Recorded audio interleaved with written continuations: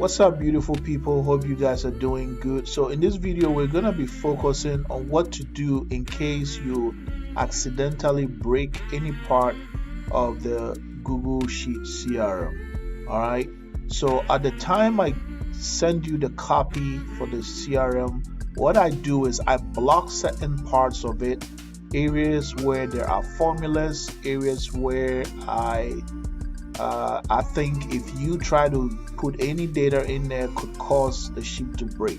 So if you click that area, let's see an example right here. Usually I indicate that with a padlock icon right there.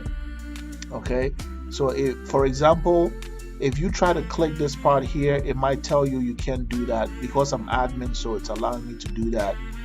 The reason is that this part here is being displayed with a Google Sheet formula. All right, so I wouldn't want you to go in here and try to edit anything. All updates, all edits should take place inside of the incoming data section. All right, so you should not go over here, for example, and try to edit. If you do so, you are likely gonna break the page. All right, for example, if we try to add something over here, all right, let's say we add something here like that, and we do that, click away. See what happened? You just broke the page right there because you're not supposed to do that, right? So you'll likely see that I have a padlock icon, and when you try to click here, it will likely reject you. All right, so you cannot do this. All right, now if that should happen, if for any reason maybe I have removed the restrictions for you and you did something and you added something and then this happens, you always have your undo button as your nearest friend. All right, just click undo and everything will come back to where it was before. Okay, so another way to restore your sheet, there are two ways. The quickest way is the undo button. All right, but sometimes it could happen that maybe the undo button might not fix it. Maybe you really made a mess or something like that. Another way you can restore your sheet to a good working version is by using this icon up here. Okay, it's called version history. Let me go back again. Maybe I clicked on it a bit too quick. So if you find out you've really made a mess, you can restore the sheet to a previous version. Okay, so what it is that Google Sheet creates a backup of your sheets by like date and specific time of the day. As you're working on it, Google Sheet creates a backup. All right, so that's a cool thing. That way I don't have to worry about creating backups, right?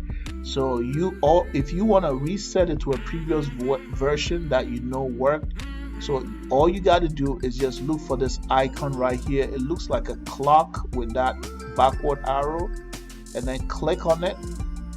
I'll call it maybe like version history clock or something like that. All right, and then you should see something like this. Okay, so this one is telling you right here, you can see it's saying that the last time Google backed it up, or it will say like a current version. So the last time Google backed it up, I would say was yesterday around 11:39 p.m. Okay, so that was probably about an hour ago, I would say, something like that. Okay, so you can select whichever version you want.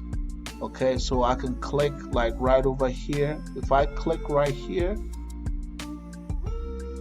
let me click right here. Oh, there's even more options over here, which is really cool.